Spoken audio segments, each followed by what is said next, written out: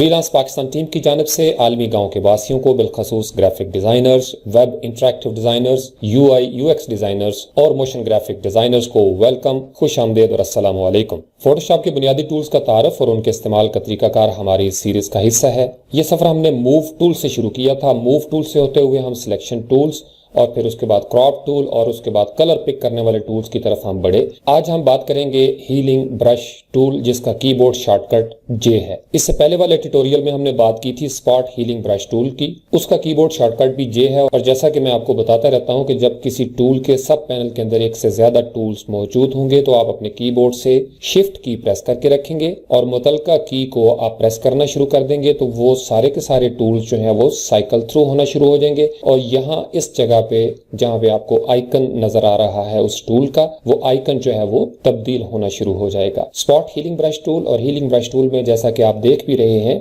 सिर्फ स्पॉट का फर्क है। ये एक इजाफी लफ्ज था जो स्पॉट हीलिंग ब्रश टूल में हमें नजर आता है। स्पॉट का मतलब यह है कि कोई खास जगह, कोई ऐसा निशान, कोई दाग धब्बा जो आपको इमेज के ऊपर नजर आता है, आप उस मखसूस एरिया को जब आप सिलेक्ट करते हैं या लेफ्ट माउस क्लिक के साथ आप उसके ऊपर पेंट करते हैं, ब्रश करते हैं, तो वो वाला स्पॉट जो है वो हील हो जाता है। वो अपनी मर्जी में आजाद है। स्पॉट हीलिंग ब्रश टूल दरअसल आजाद है इस बात पे कि वो पिक्सल्स जो है वो सराउंडिंग पिक्सल्स कहां से उठाता है, राइट से, टॉप से, बॉटम से या लेफ्ट से। हीलिंग ब्रश टूल जो है इसमें थोड़ी सी हमारे पास फ्रीडम है। हीलिंग ब्रश टूल में हमारे पास कंट्रोल है। जब हम इस टूल के ऊपर क्लिक करते हैं तो इसकी मुतलका ऑप्शन बार हमारे सामने खुल जाती है। एक्सट्रीम लेफ्ट साइड पे प्रीसेट्स का टूल पैनल है। यहाँ आप पहले से मौजूद प्रीसेट्स को एक्सेस कर सकते हैं या कोई नया प्रीसेट बना के उसका अपनी मर्जी से कोई नाम रख के, ताकि आपको याद रहे कि आपने ये काम किया था, आप उसको सेव भी कर सकते हैं। नेक्स्ट ऑप्शन है इसके साइज का। इसमें 2-3 चीजें हैं। साइज होता है, हार्डनेस है,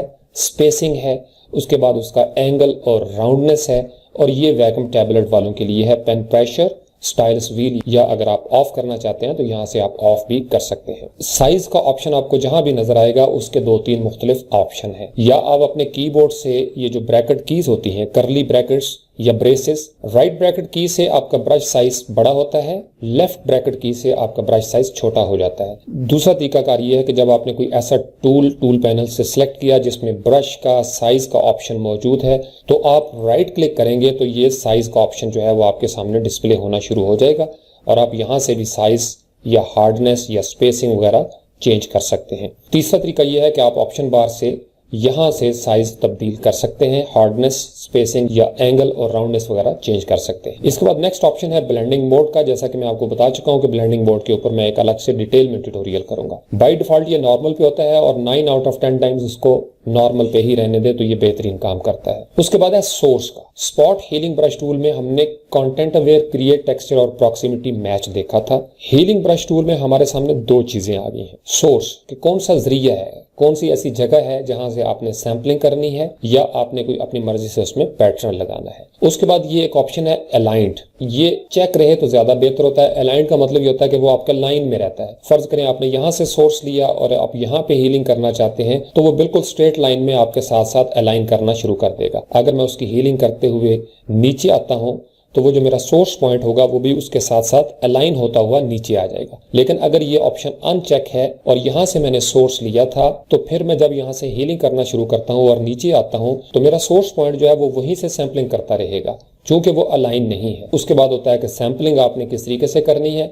अगर आप करंट लेयर के ऊपर सिलेक्शन कर लेते हैं तो फिर आप सिर्फ उसी लेयर पे काम कर सकते हैं जो इस वक्त आपके सामने खुली हुई है, यानी करंट लेयर। लेकिन अगर आप करंट एंड बिलो कर लेते हैं और इसके ऊपर आप कोई नई लेयर कायम कर लेते हैं तो फिर आप जो भी काम करेंगे इस ब्लैंक लेयर के ऊपर तो वो नीचे वाली लेयर से भी सैंपल लेना शुरू कर देगा। तो इसके लिए बेहतर यह है कि आप इसको करंट एंड बिलो के ऊपर ही रहने दें। इसके बाद ये एक ऑप्शन है छोटा सा कि turn on to ignore adjustment layers when healing. आपने अपने इमेज के ऊपर बहुत सारी एडजस्टमेंट लेयर्स यहाँ से करनी होती हैं। आपने कर्व्स करनी है, लेवलिंग करनी है, एक्सपोजर, ब्राइटनेस, कंट्रास्ट वगैरह आपने बढ़ाना है। तो इससे क्या होगा कि जाहिर बात है आपके इमेज के पिक्सल्स जो हैं वो चेंज हो जाते हैं, उसकी कलर की इंटेंसिटी या वैल्यूज जो है वो चेंज हो जाती हैं। तो जब आप इसको ऑन कर लेते हैं और आप सैंपलिंग करते हैं तो वो आपकी एडजस्टमेंट लेयर जो है उसको इग्नोर कर देगा। लेकिन अगर ये ऑफ होता है तो फिर वो क्या करेगा, वो आपकी एडजस्टमेंट लेयर्स जो है उनको भी कंसिडर करेगा। ये जो नेक्स्ट ऑप्शन है ये always use pressure for size, ये वैक्यूम टैबलेट के हवाले से है। उसके बाद हीलिंग ब्रश टूल का सबसे आखिरी ऑप्शन जो ऑप्शन बार में हमें नजर आता है वो है डिफ्यूजन।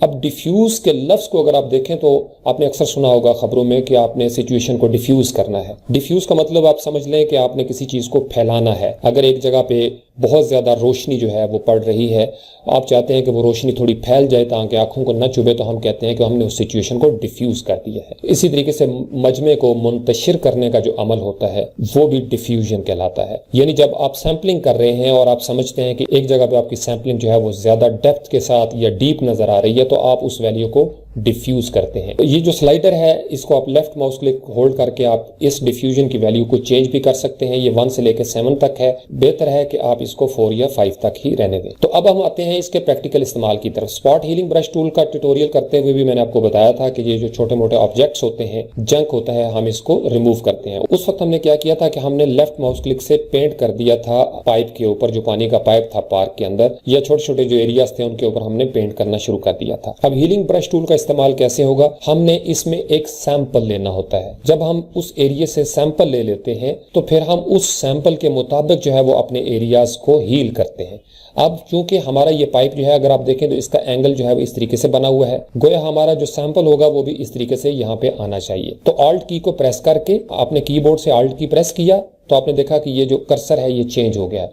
लेफ्ट माउस क्लिक से आपने एक दफा क्लिक कर दिया, इसका मतलब यह है कि आपने सैंपल जो था वो यहां से ले लिया। उसके बाद आप अपनी उंगली उठा लें ऑल्ट से और पेंट करना शुरू कर दें, और इस तरीके से आप पेंट करना शुरू कर दें। आप आगे बढ़ते चले जाएंगे तो आप यहाँ पे नजर रखें कि वो प्लस का साइन आपको बता रहा है। क्योंकि हमारा अलाइन का ऑप्शन भी यहाँ से चेक है, तो जब हम इसको यहाँ से पेंट करना शुरू कर देंगे तो वो हमारा लेयर के साथ साथ अलाइन रहेगा।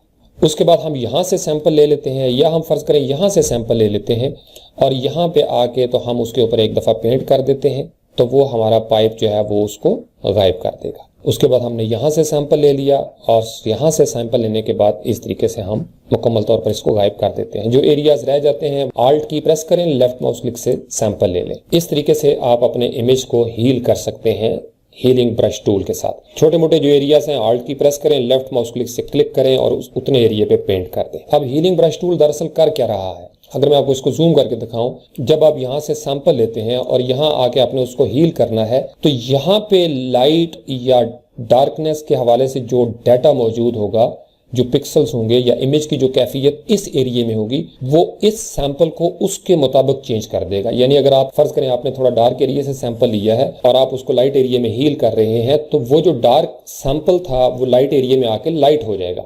आपने ये गौर किया? अब फर्ज करें मैं इसको यहां से लेता हूं, ये डार्क एक आपको नजर आ रहा है ग्रीन, डार्क ग्रीन जो है यहाँ पे घास है, और मैं चाहता हूं कि मैं इसको थोड़ा सा लाइट एरिया में सैंपल करूं या हील करूं, और जो ही मैंने इसको क्लिक किया तो अब उसने वो जो डार्क था वो पेस्ट नहीं किया।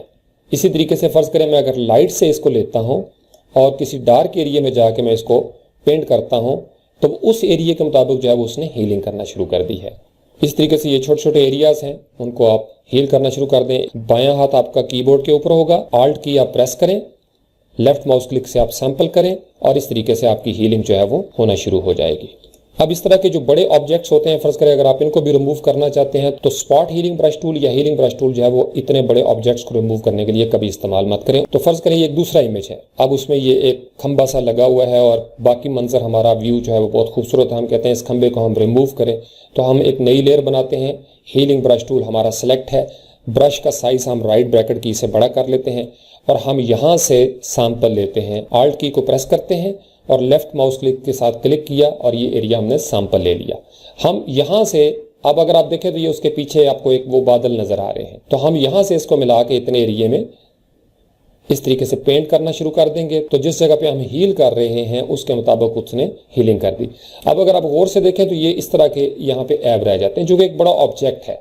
अब बड़े ऑब्जेक्ट के लिए स्पॉट हीलिंग ब्रश टूल या हीलिंग ब्रश टूल का इस्तेमाल जो है वो मुनासिब नहीं होगा। मैं इस लेयर को डिलीट करता हूं, कीबोर्ड से मैंने डिलीट की प्रेस कर दी, क्योंकि मेरी लेयर सिलेक्ट है तो ये डिलीट हो जाएगी। उसके बाद मैंने एक नई लेयर बनानी है, तो मैं लेफ्ट माउस क्लिक से यहाँ पे क्लिक करूंगा तो ये एक नई लेयर हमारी बन गई है। डिटेल में पैच टूल के हवाले से हम बाद में देखेंगे। इस वक्त मैं सिर्फ आपको एग्जांपल ये देना चाह रहा हूं कि जब आपने पैच टूल ले लिया तो फिर आपको इस इमेज के ऊपर इस तरीके से आपने उसकी सिलेक्शन कर ली, लेफ्ट माउस क्लिक करके आपने एक रफ सी उसके इर्द गिर्द सिलेक्शन कर ली। अब यहाँ पे वो सोर्स और डेस्टिनेशन का है, जो ही आप इसको यहाँ पे लेके आए और आपने बताया कि ये जो मेरा डेस्टिनेशन है इसके मुताबिक उसको चेंज कर दो, और बूम एक झटके में उसने वो सारे का सारा जो था वो चेंज कर दिया। अब ये जो छोटे मोटे फ्लॉज इसके अंदर रह जाते हैं वो हम बाद में उसको इजीली रिमूव कर सकते हैं। जब हम डिटेल में पैच टूल का ट्यूटोरियल करेंगे तो फिर मैं आपको बताऊंगा कि इसके बाकी ऑप्शन जो हैं वो कब, कहां और कैसे इस्तेमाल होते हैं। और ये था हीलिंग ब्रश टूल। आपने अपने कीबोर्ड से Alt की प्रेस किया, लेफ्ट माउस क्लिक से आपने एक जगह पे सैंपल लिया और जिस जगह को आप हील करना चाहते हैं